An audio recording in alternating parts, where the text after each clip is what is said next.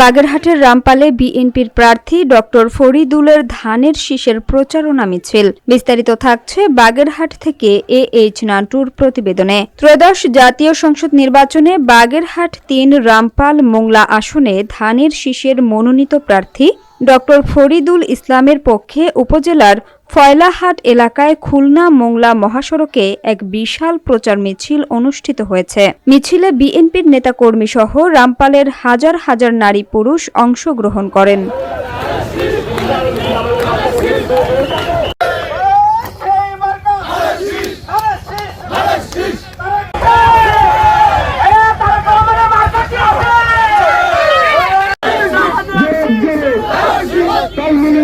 এবার ভোটে জিতে যাবে ফরিদ ভাইয়ের